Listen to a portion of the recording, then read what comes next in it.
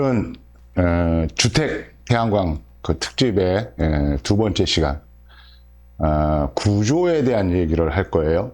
이 구조는 결국은 자재를 이야기해야 되는데, 태양광을 구성하고 있는 자재는 뭐 당연히 전지판이 포함되고요. 그 다음에 인버터가 있고, 그리고 이제 세 번째로 전지판을 떠받치고 있는 이제 구조물이 있습니다. 이 구조물을 이제 어떻게 구성하느냐에 따라서 형태적인 특징이 나눠지죠. 여러분들이 잘 아시는 것처럼 기둥을 세워서 전체를 구조물로 구성하는 이제 구조물형이 있고요. 그리고 지붕 위에 부착하는 이제 지붕형이 있습니다.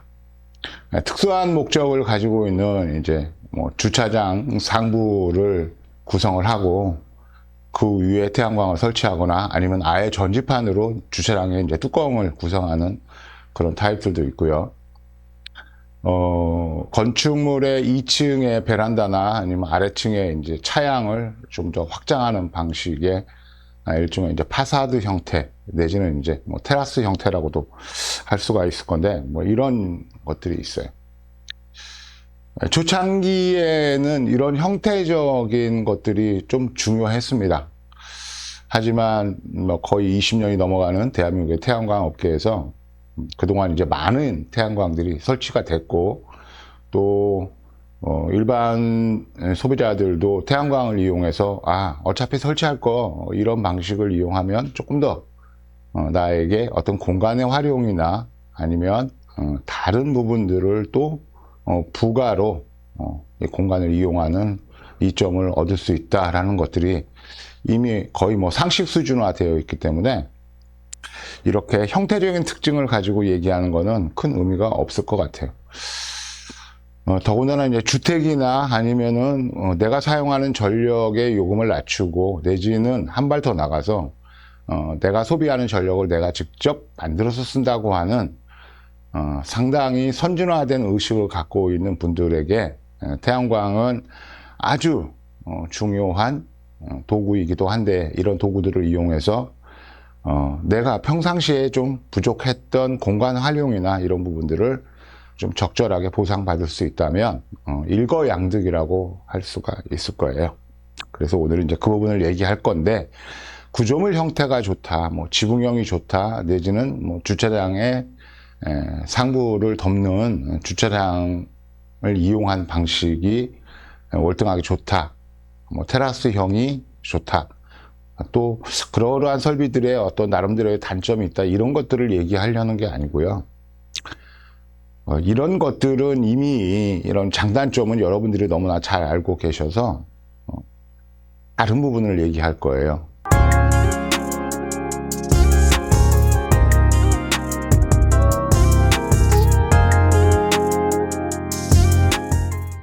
태양광 구조물을 구성하는 자재는 여러분들이 잘 아시는 것처럼 철제가 있고요.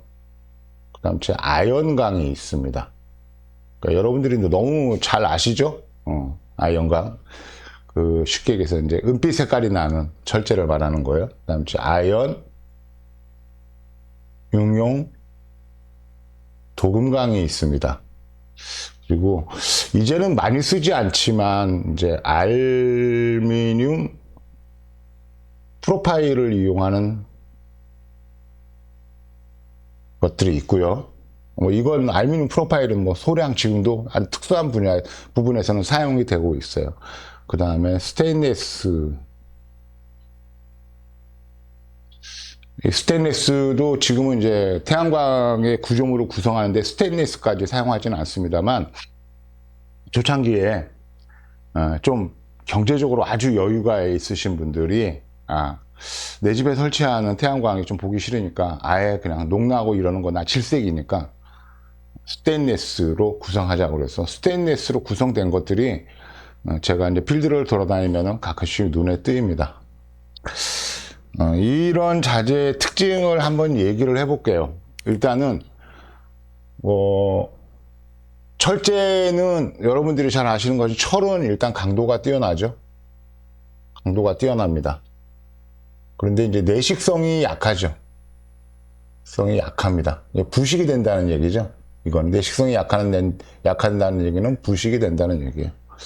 아연강은 철제에다가 최종적으로 철제를 사출할 때 아연을 아연 처리를 해놓은 거예요. 아연 처리를 왜 해놨냐면 내식성을 강화하기 위해서 아연 처리를 한 겁니다. 뭐 제가 좀 아는 체를 하면 주기율표에 의해서 전기가 잘 통하는 물건 중에 첫 번째는 금이죠. 금, 은, 동 이런 식으로 나갑니다.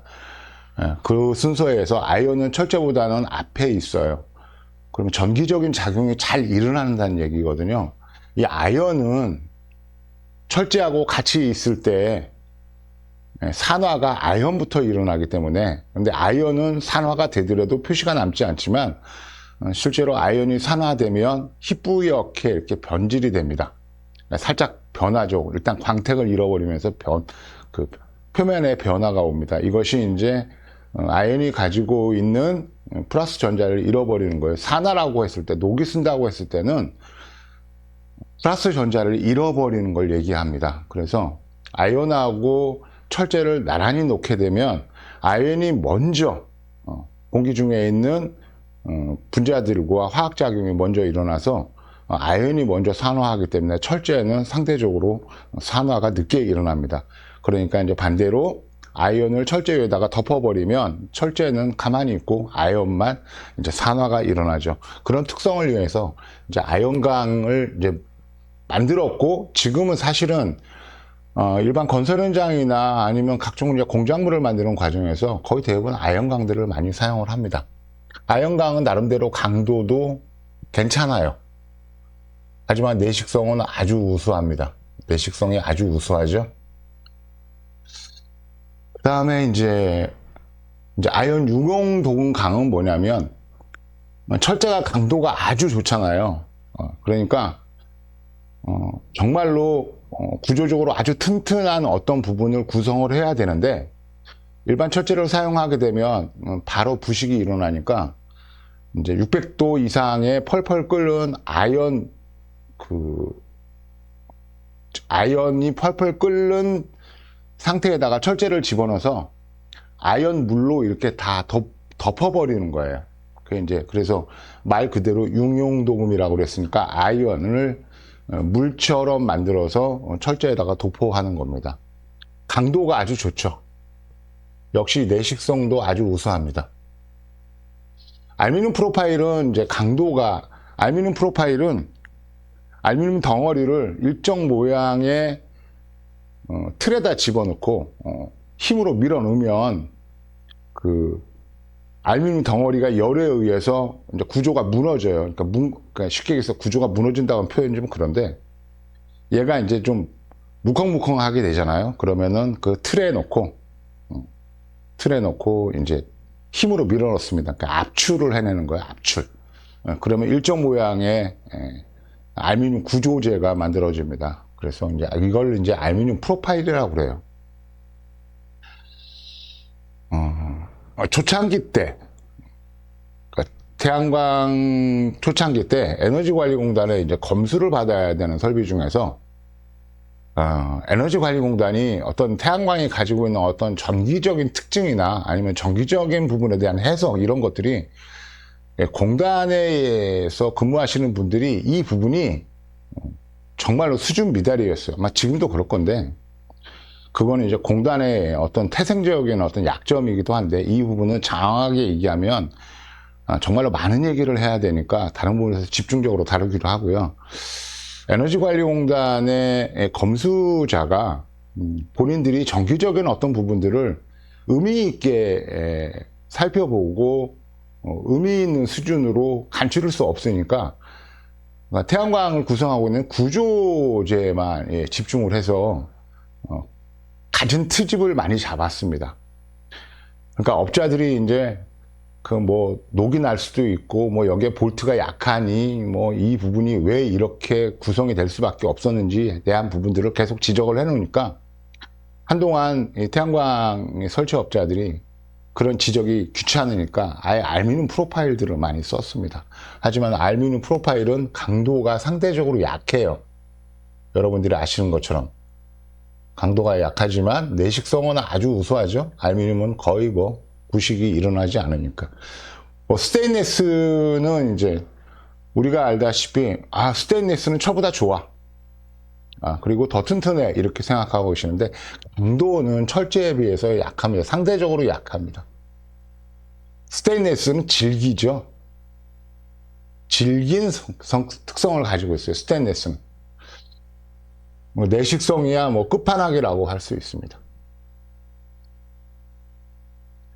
여기에 최근에 이제 포스코에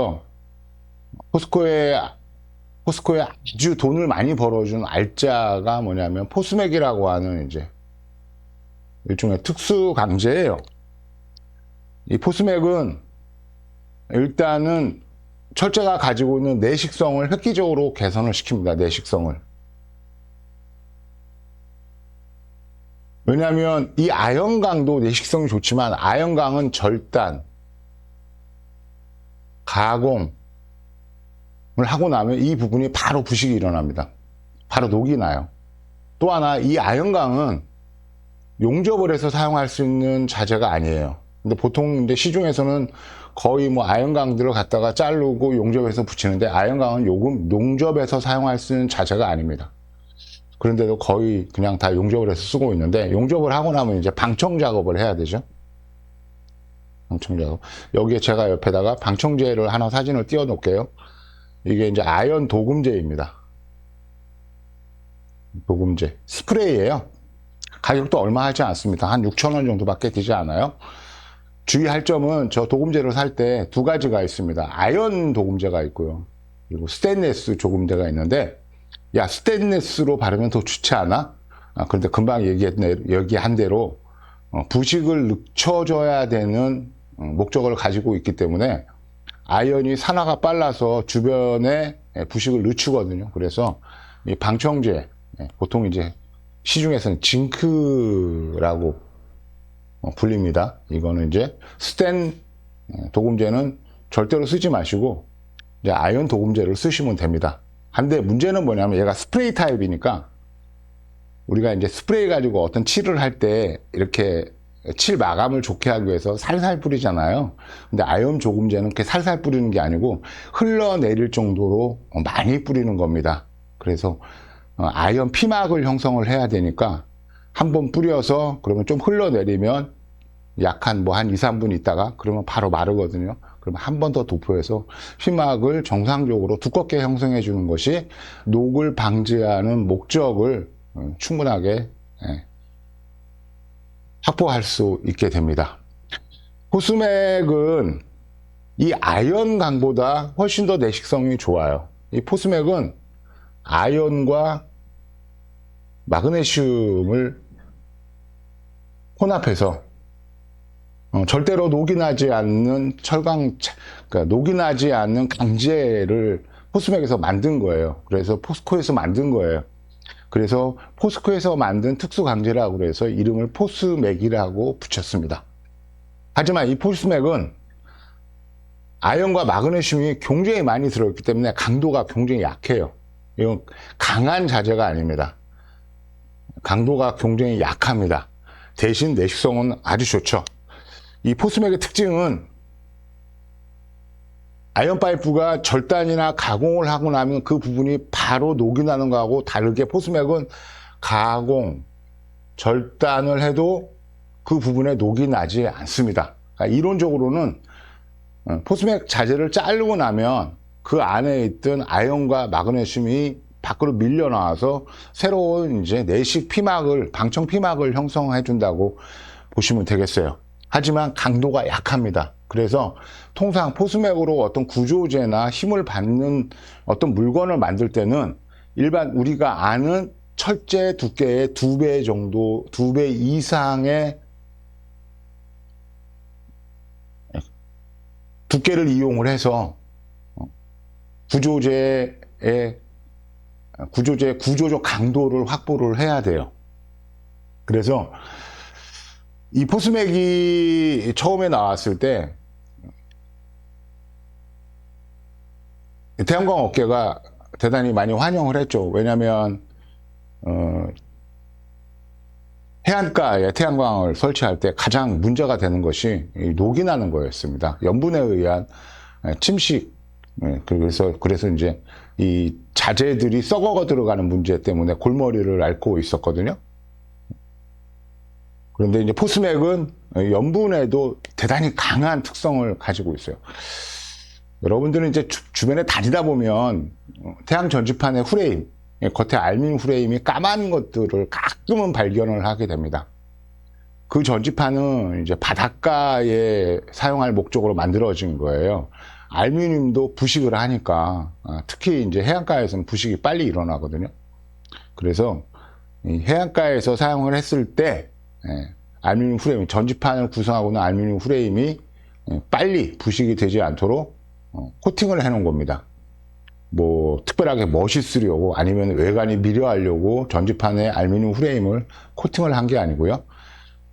그런데 이제 어느 정도 시간이 지나고 나니까 그것도 다 유야무야가 돼서 지금은 이제 뭐 전지판의 프레임에다가 표면막을 형성하는 전지판은 없습니다. 지금은 다 그냥 다 알루미늄색이죠. 알루미늄 은색입니다. 자, 이렇게 정리를 하면 우리가 이제 실제로 한동안은 태양광은 초창기에 거의 아연 융용 도금을 이제 썼습니다. 일반 철제를 그 펄펄 끓는 알루미늄 용지 안에다가 집어넣어서 겉에를 전부 다 뭐 최소한 1mm에서 1mm 정도의 두께를 갖는 아연막을 이제 형성을 해서 내식성을 강화한 자재를 썼는데 이후에는 이제 아연강 파이프로 다 넘어가기 시작했습니다. 그래서 지금은 웬만한 태양광 구조물은 전부 다 아연강으로 다 구성이 돼요. 포스맥은 잠깐 유행을 했다가 태양광 구조물에서 포스맥만 가지고 구조물을 만들지는 않습니다. 왜 그러냐면 이게 이제 바닷가에다가 태양광 구조물을 포스맥으로 구성을 해놨는데 이 포스맥이 약하잖아요. 태풍이 한번 불고 나면 이 자재들이 다 찢어집니다. 찢어져서 막 전지판이 날아가고 구조물이 막 엎어지고 뭐 이런 것들을 이제 맞닥뜨리게 된 거예요. 그러면서 이게 왜 이러지? 하고 나서 포스맥 강제의 특징을 이제 확인을 해보니까 얘가 상대적으로 강도가 그렇게 썩 좋지 않구나. 그래서 그 이후로는 이제 포스맥 자재를 가지고만 순수하게 포스맥만 가지고는 이제 그 태양광 구조물을 구축을 하지 않았습니다. 그래서 지금은 이제 어떻게 쓰고 있느냐면 여기서 이제 지금 보면 태양광을 구성할 때 여러분들이 그냥 알아두시라는 얘기입니다. 태양광의 구조물을 구성하는 것뿐만이 아니고 여러분 생활 주변이나 아니면 여러분의 작업장이나 이런 데서 어떤 물건을 만들 때 이것들을 어떤 자재를 이용해서 만들어야 되나 라고 고민을 할 때 좀 참고가 될 수 있는 이제 좋은 어떤 정보가 될 거예요. 일단 뭐 아연 융용 도금강이 사실은 제일 좋아요. 좋은데 이게 수명이 15년 내외입니다. 아연강은 20년 정도 바라보면 되고요. 얘는 뭐 거의 뭐 수명이 없고요. 프로파일은 뭐 영원히 뭐 부식이 일어나지 않습니다만 알루미늄 자체가 그렇게 아주 강한 재질이 아니기 때문에 오랫동안 사용하게 되면 구조적으로 문제가 좀 헐거워진다는 문제가 있어서 외부의 영향을 많이 받는 그런 곳에 만들어지는 태양광이나 아니면 어떤 구조물 같은 경우에는 적절하지 않다고 볼 수 있어요. 사실은 알루미늄 프로파일은 이게 뭐 철제로 만든 가구나 아니면은 어떤 그 공장의 자동화 라인에서의 어떤 그 뭐 서버 모터나 이런 것들을 이용해서 마치 뭐 로봇이 이렇게 횡이나 뭐 종으로 이렇게 움직일 때 그때 레일로 주로 많이 사용을 해요. 스테인리스는 뭐 여러분들이 잘 아시는 것처럼 아주 특별한 곳이 아니면 스테인리스를 잘 사용하지 않죠. 요즘에는 예전에는 이제 스테인리스가 보통 이제 뭐 상업 공간, 보통 이제 상점의 어떤 샷다나 아니면 외부의 뭐 창틀에 주로 사용이 되는데, 지금은 스테인리스를 가지고 뭐 건물에서도 그렇게 많이 사용을 하지 않습니다. 스테인리스가 가격도 비싸기도 하지만, 뭐 사용하는데 좀 까다롭기도 하죠. 자재하고 자재를 그 연결을 했을 때 높은 강도로, 그러니까 쉽게 얘기해서 뭐 용접을 하거나 이랬을 때도 상당히 불리한 그런 자재고, 또 용접도 스테인리스는 거의 대부분 현장에서 일반적인 상황에서는 알곤 용접밖에는 사용할 수가 없어요. 전기 용접을 하게 되면 스테인리스가 열에 의해서, 용접 열에 의해서 변형이 오거나 아니면 그 연결 부위가 대단히 거친 상태가 되기 때문에, 뭐 그런 문제들 때문에 지금 스테인리스를 잘 사용하지 않습니다. 오히려 일반 철제를 이제 전기 도장이라고 그래서 전기적으로 이온 도장을 해가지고 철제의 내시 표면을 부식이 일어나지 않도록 보호해서 만들어진 자재들이라든가, 아니면 최근에는 이제 알루미늄도 많이 강도가 높은 상태의 합금 형태의 자재들이 나오고 있으니까, 뭐 창틀이나 이런 데는 이제 거의 대부분 그런 알루미늄을 많이 사용하고 있습니다. 일단은 여러분들이 잊으면 안 되는 게 뭐냐면, 그냥 흔히 보는 이 아이언 파이프, 아이언강은 용접을 절대 해서 쓰는 자재가 아니에요. 그리고 절단이나 가공 등 뭔가 공장에서 나왔었던 부분에 어떤 상처를 주게 되면 100% 방청을 해야 되는 겁니다. 그 작업을 하지 않으면 바로 썩어요. 바로 부식이 일어납니다. 그러면 태양광에서 사용할 수 있는 자재의 조합은 어떻게 되느냐? 사실은 포스맥이 가지고 있는 장점이 워낙 많기 때문에 포스맥을 버릴 수는 없을 것 같아요. 그럼 태양광에서 포스맥은 어디에 쓰느냐? 자재하고 자재를 연결시켜주는 브라켓에 많이 씁니다. 얘는 그냥 자재를 뭐 절곡이나 아니면 홀가공이나 아니면 자르거나 해도 그 다음에 후속 처리가 필요 없어요. 절대로 녹이 나지 않습니다. 그러니까 브라켓이나 아니면은 각종 연결하는 부속으로 만들었을 때, 이런 아연 같은 경우에는 절단면, 홀가공, 뭐 접힌 부분, 철제를 이렇게 접으면은 접히는 과정에서 커다란 힘이 발생이 되니까 열이 굉장히 많이 나요. 그러니까 그런 것들로 인해서 이제 그 아연 성분이 이제 상처를 입을 수 있습니다. 그래서 포스맥은 주로 브라켓용으로 쓰고요. 일반 구조는 이제 아연강 자재를 많이 씁니다. 뭐 이렇게 하면은 자재에 대한 정리는 끝날 것 같아요. 태양 전지판의 수명이 지금은 이제 뭐 공식적으로는 우리가 이제 쓸 수 있는 태양 전지판의 법정 수명이라고 뭐 굳이 이름을 붙인다 그러면, 왜 사업용 발전소에서 쓸 수 있는 태양 전지판의 한계를 20년으로 설정을 해놨으니까.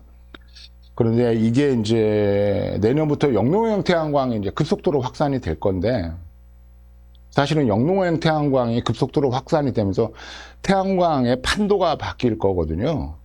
아무도 이제 그런 부분을 예상을 하지 못하는 것 같은데, 영농형 태양광을 중심으로 해서 이 신재생 에너지의 전력을 강화를 시키게 되면, 신재생 에너지 태양광 업계의 판도도 바뀌지만, 전체 이제 전력을 운영하는 측면에서도 많은 변화가 일어날 거고요. 그리고 영농형 태양광을 확대함으로써 도농 간의, 도시와 농촌 간의 어떤 경제적인 격차도 해소하고, 그리고 이제 고령화가 되어 있고 인력이 부족한 농촌이나 어촌의 현실에서 상대적으로 낮은 수익을 가지고 힘겹게 살아가는 농어민들에게 태양광이라고 하는 수익 아이템이 첨가가 됨으로써 좀 더 나은 생활을 할 수 있고, 그럼으로써 기회가, 돈벌이가 없어서 서울로 탈출하는, 그래서 점점 더 나이 먹어서 사람이 사라지고 젊은 사람들은 이제 돈을 쫓아서, 일거리를 쫓아서 도시로 가고 있어서 농촌이 공동화되고 있는 이런 현상도 상당히 막는 대단히 긍정적인 역할을 할 거라고 봐요.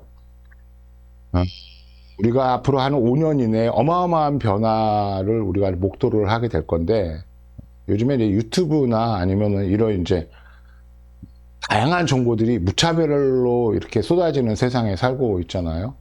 향후 최근에 한 10년에서 15년 정도의 변화도 사실은 숨이 막힐 정도로 이렇게 빠른 변화를 보였는데, 이 변화하고는 상상할 수 없을 정도로, 비교할 수 없을 정도로 이제 급격한 변화가 앞으로 5년 정도 안에 벌어집니다.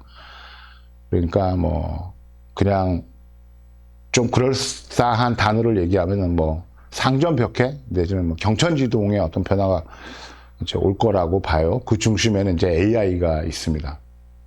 아직도 AI가 도대체 우리 생활을 어떻게 바꿀 거지?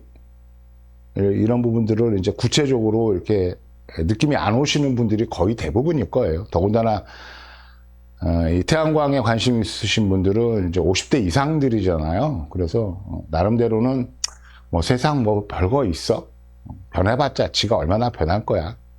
나는 그동안 열심히 일해서 뭐 경제력도 어느 정도 갖추고 있고 하니까 그냥 내 돈만 잘 지켜가면서 내 노후를 그냥 별일 없이 보낼 수 있을 정도로 나의 어떤 경제적인 부분만 잘 유지하면 되겠지라고 생각을 하시는데, 이제 그 부분도 5년 이내엔 그냥 좀 더 심각한 얘기로 박살이 나는 상황에 처해질 겁니다. 우리가 인대까지 알고 있었던 모든 상식이나 어떤 사회 질서, 거래 관행 이런 것들이 이제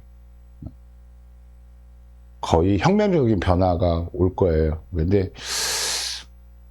그런 면에서 보면 좀 모두가 그런 부분을 그러니까 대비하는 거는 사실은 대비까지는 아니라도 현실로 받아들일 준비가, 이런 일이 벌어지고 있다라고 인식하는 것 자체가 사실은 굉장히 중요한 거거든요. 그런데 이제 보통 사람들은 설마 뭐 그러겠어? 변화가 와봤자 뭐 얼마가 오겠어? 뭐 이렇게 생각을 하시고, 일단은 그냥 피상적인 생각 내지는 자기 주관적인 생각으로 자꾸 가치 절하를 합니다. 의미를 별로 주려고 하지 않아요. 그런데 우리가 어떤 변화에 대응하고 준비를 하려면 일단 인식을 먼저 해야 되는데, 현상을 정확히 인식하고 그러면은 저런 것이 정말로 현실화 된다 그러면 나는 어떻게 할 것인가 라고 해서 그때부터 이제 대응할 수 있는 고민거리들이 생기는데, 제가 이렇게 사람들을 많이 만나봐도 그런 부분에는 뭐 완전히 뭐 강 건너 불구경 내지는 뭐 그런 태도를 보이고 있습니다.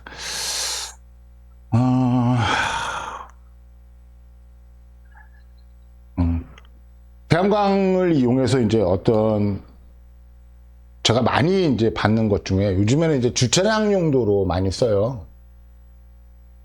주차장 내기는 이제 처마 확장.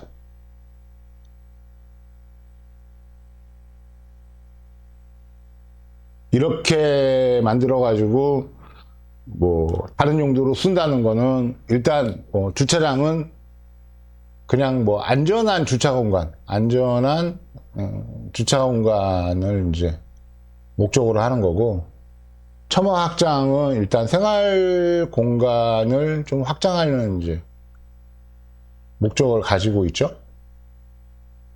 근데 기본적으로 이제 이런 것들을 할 때 우리가 첫 번째로 이제 신경을 써야 될 것이, 이게 이제 가설 건축물의 기준을 따른다는 거예요. 가설 건축물. 그러니까 가설 건축물을 따르게 되면 이제 주택이 가지고 있는, 대지가 가지고 있는 용적이나 이런 부분에도 영향을 받거든요. 그런데 보통 이제 통상적으로 태양광으로 이렇게 어떤 특수 목적의 구조물을 구성을 해놓으면 일단은 어느 누구도 타치를 하지 않습니다. 그 부분에서 이견을 제기하지 않죠. 그러니까 이제 뭐 처마를 좀 확장해서 햇빛을 좀 가리고 어떤 용도로 쓰려고 그러는데, 도대체 방법이 없으니까 이제 태양광을 이용해서 처마를 확장을 하는데, 태양광을 이용해서 이런 것들을 만들어도 일단은 어떤 법적인 제재나 이런 것들은 전혀 없습니다. 서로 누가 신고를 하더라도 크게 문제가 되진 않아요. 하지만 이 두 개는 가설 건축물의 규제 안에 있는 건데 관행적으로 그냥 용인된다고 하는 부분들을 이제 아시면 될 것 같아요. 또 하나 특징.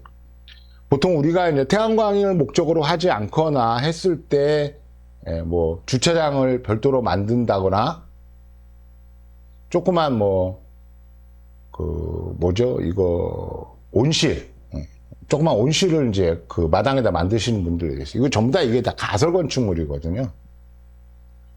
건축물인데 이 가설 건축물의 특징은 뭐냐면 이 가설 건축물을 이용을 해서 뭔가 다른 것들을 하면 안 돼요. 이 얘기는 뭐냐면 이 가설 건축물을 이용을 해서 그 위에다 태양광을 설치하든가 하는 것들이 일단은 법적으로 금지가 되어 있습니다.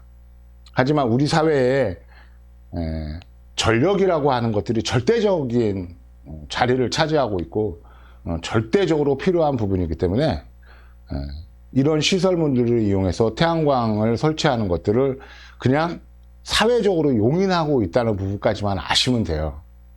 그래서 저것이 합법이라고 이렇게 생각을 하시지 마시고 얼마든지 저거를 법적인 테두리에 집어넣어서 위법이다고 그리고 규칙을 어겼다라고 제재할 수 있는 여지는 그대로 남아있다고 하는 겁니다.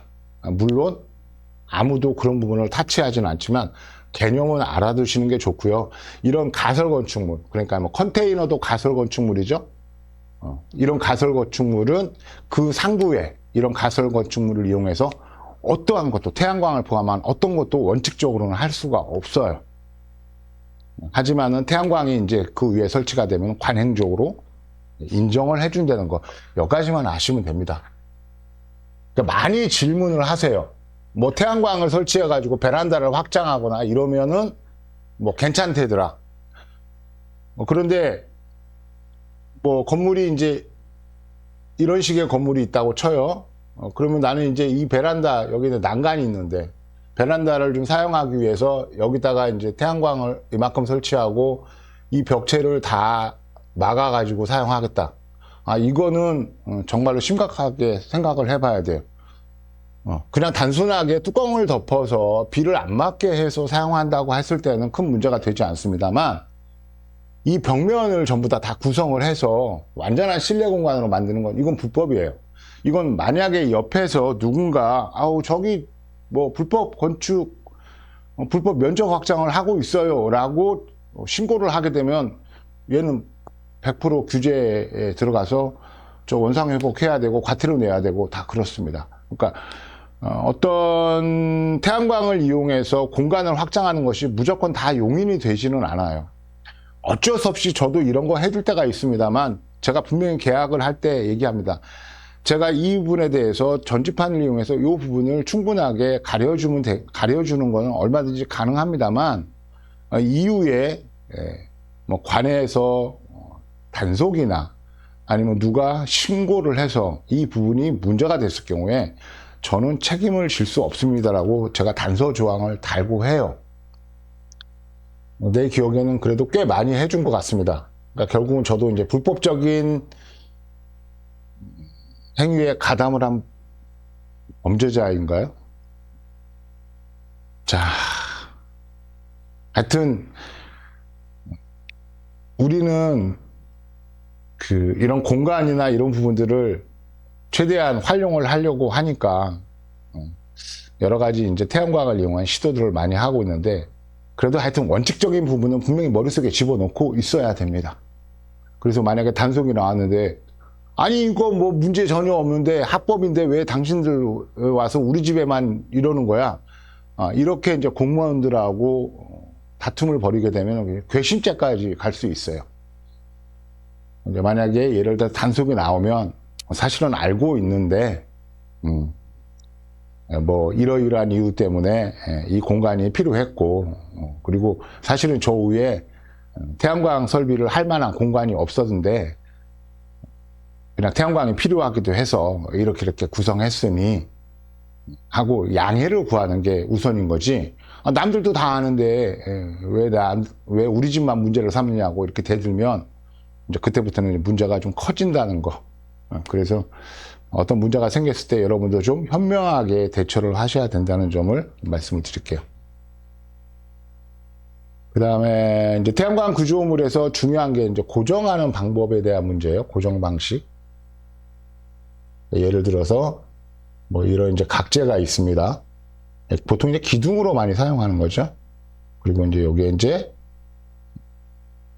앙카를 박아가지고 고정할 수 있는 요런 이제 플레이트죠. 여기에 이제 앙카가 박히는데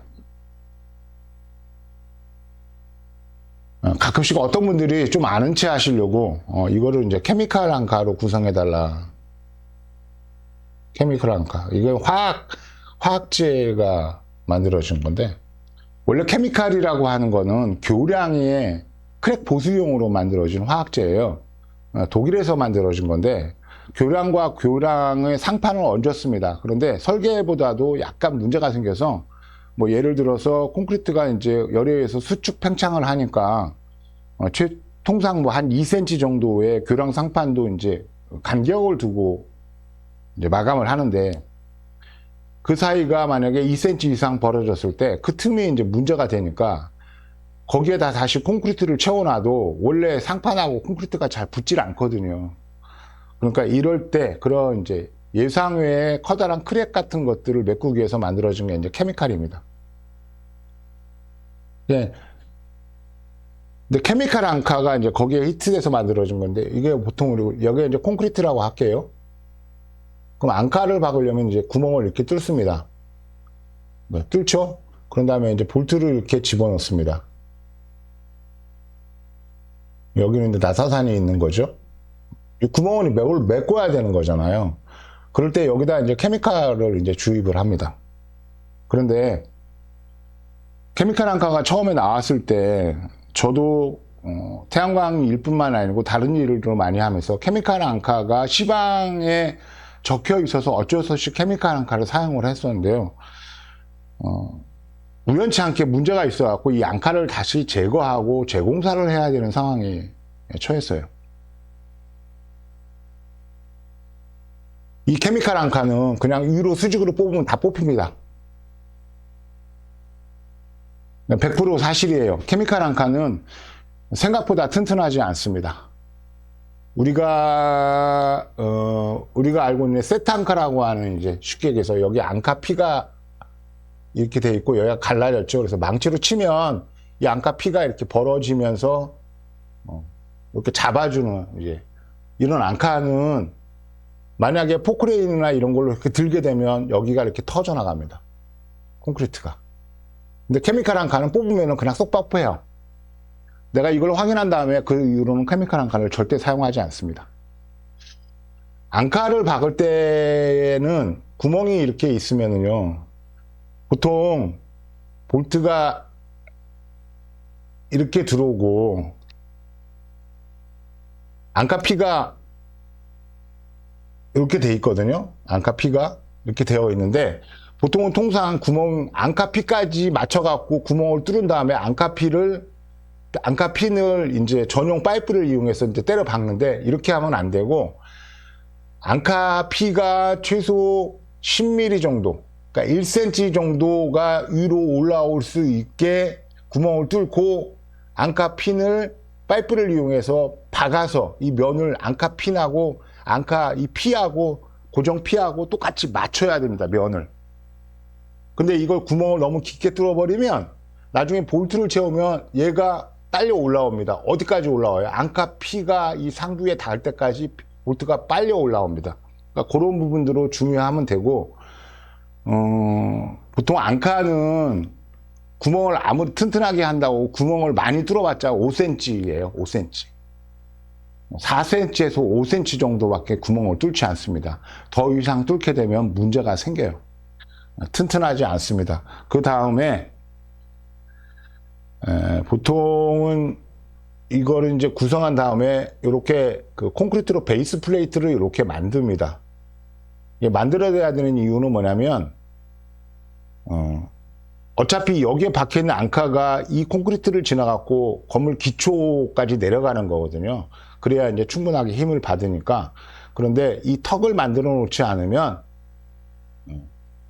빗물이나 이런 것들 때문에 다량의 빗물이 빨리 제거되지 않고 계속 남아 있어서 이게 이제 부식의 원인이 되니까 이 턱은 최소 5cm 정도는 이제 확보를 해줘야 되는 이유가 되기도 하고요. 이렇게 이런 이제 맨바닥에 앙카를 박아서 일단 이제 기둥 같은 걸 세운다고 했을 때 여기에다가 최소 5cm 정도는 더 높이 쳐서 콘크리트 베이스를 새로 구성을 해서 비가 와도 여기 빗물은 빨리 빠져서 여기에 빗물이 최대한 빨리 없어질 수 있도록 해줘야 됩니다. 그래야 이 구조물 자체가 이제 오랫동안 버틸 수 있는 여지가 돼요. 한 40분짜리만 하려고 그랬었는데 시간이 좀 넘어가는 것 같습니다. 지붕형 얘기를 할게요. 지붕형.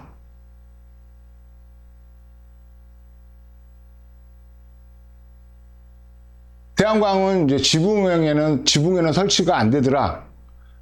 이렇게 잘못된 정보들이 이제 거의 뭐 정설처럼 굳어져 있어요. 하지만 저거는 에너지관리공단의 정부 보조를 받았을 때만 적용이 되는 겁니다. 왜 그러냐면 에너지관리공단에서 경사지붕에다가 지붕의 상부에다 태양광을 설치했을 때 저것들이 구조적으로 잘 체결이 되어 있는지 확인할 방법이 없는데 콘크리트로 지붕을 구성한 집은 에너지관리공단에서 보조를 받아갖고 태양광을 설치할 수 있어요. 왜? 콘크리트에는 바로 앙카를 박으면 구조적으로 튼튼하니까. 그런데 목조나 경량철골로 만들어진 집은 일단은 에너지관리공단의 보조를 받아서 이제 어떤 관에서 주도하는 방식으로 태양광 설치가 안 됩니다. 왜냐하면 구조적으로 확인할 방법이 없어요. 지붕면에서 지붕면을 뚫어봤자 뭐 나무 판때기나 목조는 나무 판때기가 나올 거고요.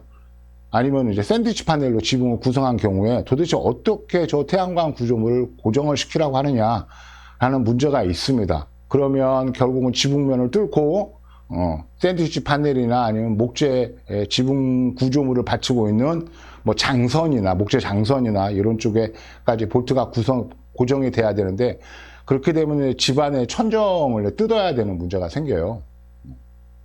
그래서 그런 것들이 이제 귀찮기도 하고 또 절차가 복잡하니까 에너지관리공단에서 야 목재주택이나 경량철골은 야 지붕에다가 설치하지 마. 우리 것까지 뭐 이렇게 확인하고 관리할 그런 능력이 없어. 그래서 이제 보조 대상에서 제외를 해버렸는데 정부 보조가 아닌 일반적으로 그냥 자부담으로 설치했을 때는 얼마든지 설치가 가능하고요. 그리고 목조 아니 경량 아니라 뭐 징크 지붕 이런 데도 얼마든지 거기에 건축물에 맞게끔 여러 가지 방식으로 설치가 가능합니다. 방수 문제, 누수 문제를 신경 쓰는데 여러분 이렇게 생각하시면 돼요. 태양광 3kg짜리 하나 해봤자 돈 300에서 350입니다. 거기 남으면 얼마나 남겠어요. 그런데 그 얼마 남지도 않은 태양광을 설치해 놓고 나서 만약에 거기서 지붕에서 누수가 돼서 문제가 생기게 되면은요 도망가야 됩니다. 업자는. 그 정도로 심각한 상황에 처하거든요. 이 얘기를 거꾸로 뒤집으면 공사를 하는 업자들이 지붕에 올라와서 공사를 할 때 이런 상태의 지붕은 요렇게 시공하면 물이 새겠네라는 부분들을 경험을 통해서 그리고 현장 확인을 통해서 다 감지를 해요. 그래서 충실하게 그 부분에 대해서 나름대로 대처를 합니다. 그리고 일단은 지붕에 태양 전지판이 덮여지고 나면 지붕면에 유입이 되는 빗물도 엄청나게 많이 줄어요.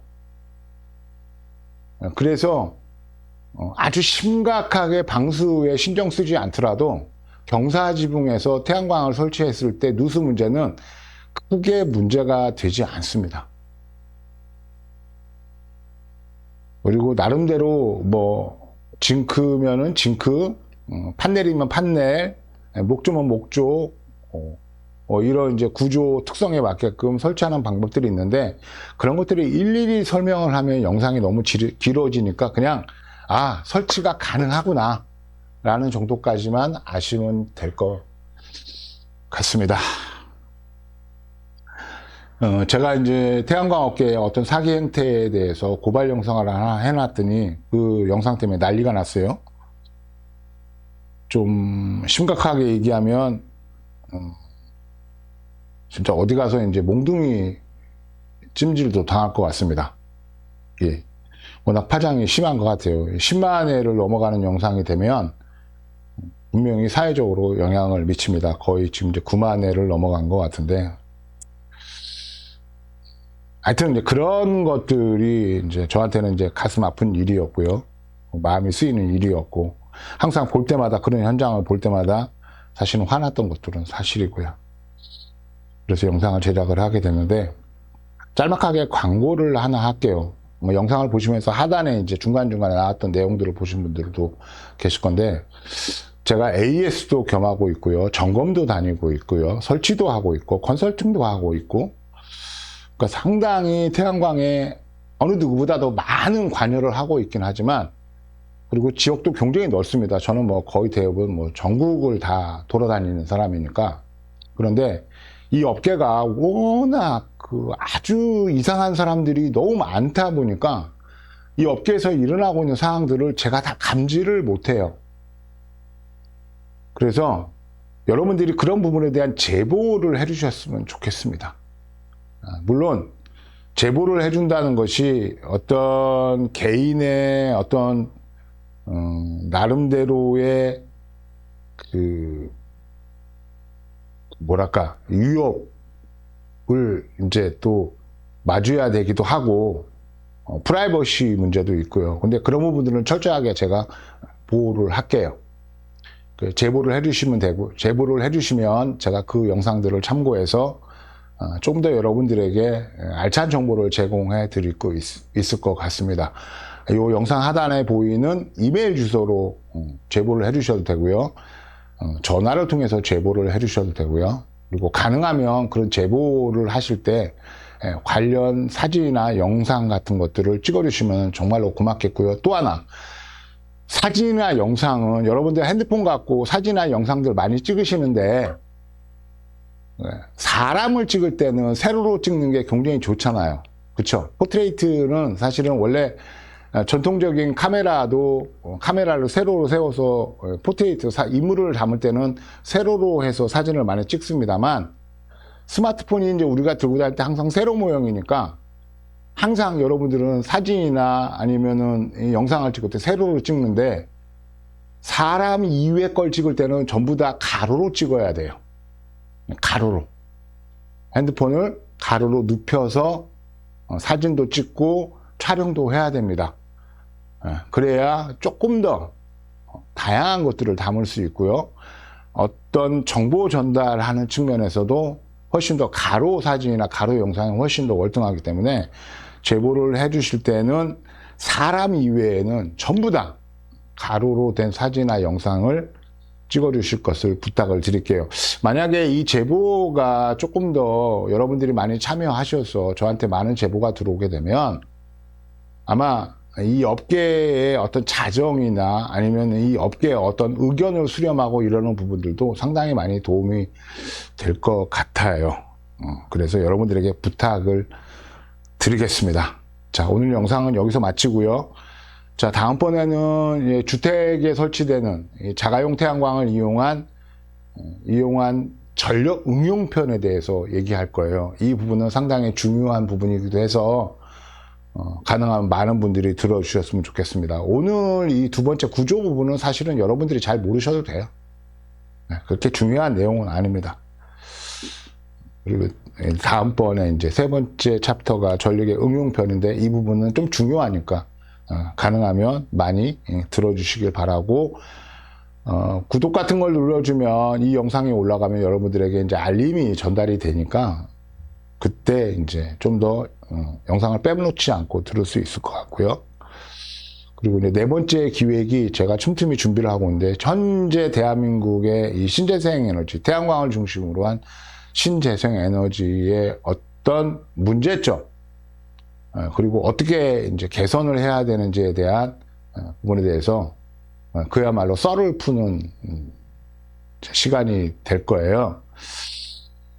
제가 전문가도 아니고 그래서 사실은 조심스럽기도 한데 2006년부터 태양광을 꾸준하게 해오고 있던 저로서는 이 업계가 어떤 과정을 통해서 왔다는 것들을 정확하게 어느 누구보다도 잘 알고 있기 때문에, 그리고 늘상 현장에서 벌어지고 있는 여러 가지 뭐 괴리, 뭐 이런 기대의 어떤 상충, 뭐 이런 것들도 인해서 제도가 이렇게 변경이 됐으면 좋겠다라고 하는 부분들을 얘기를 할 겁니다. 맨 마지막은 이제 전기 자동차 얘기를 할 거고요.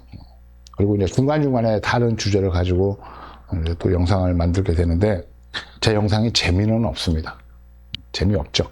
재미없지만, 그리고 항상 영상이 길어요. 그런데도 열심히 시청을 해주시고 나름대로 또 댓글을 달아주시는 분들에게 진심으로 감사를 드리겠습니다. 자, 다음 영상에서 뵙겠습니다. 감사합니다.